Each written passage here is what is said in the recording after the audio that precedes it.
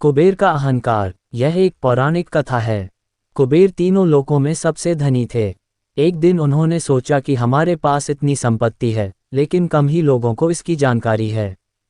इसलिए उन्होंने अपनी संपत्ति का प्रदर्शन करने के लिए एक भव्य भोज का आयोजन करने की बात सोची। उसमें तीनों लोकों के सभी देवताओं को आमंत्रित किया गया। भगवान शिव उनके इष्ट देवता थे, इसलिए उनका आशीर्वाद लेने वह कैलाश पहुँचे और कहा, प्रभो, आज मैं तीनों लोकों में सबसे धनवान हूँ, ये सब आपकी कृपा का फल है। अपने निवास पर एक भोज का आयोजन करने जा रहा हूँ, कृपया आप परिवार सहित भोज में पधारने की कृपा करें। भगवान शिव कुबेर के मन का अहंकार ताड़ गए, बोले, वत्स, मैं बूढ़ा हो चला हूँ, कहीं बाहर नहीं जाता। कुबेर गिड़गिड़ाने लगे, भगवान, आपके बगैर तो मेरा सारा आयोजन बेकार चला जाएगा।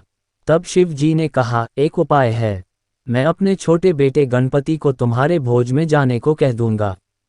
कुबेर संतुष्ट होकर लौट आए। नियत समय पर कुबेर ने भव्य भोज का आयोजन किया।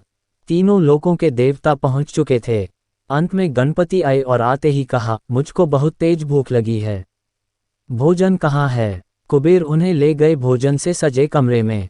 सोने की थाली में भोजन परोसा गया। क्षण भर में ही परोसा गया सारा भोजन खत्म हो गया।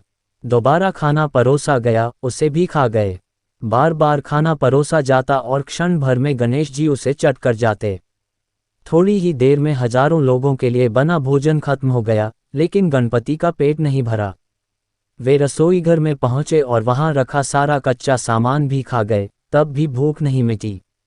जब सब कुछ खत्म हो गया तो गणपति ने कुबेर से कहा, जब तुम्हारे पास मुझे खिलाने के लिए कुछ था ही नहीं तो तुमने मुझे न्योता क्यों दिया था? कुबेर का अहंकार चूर चूर हो गया।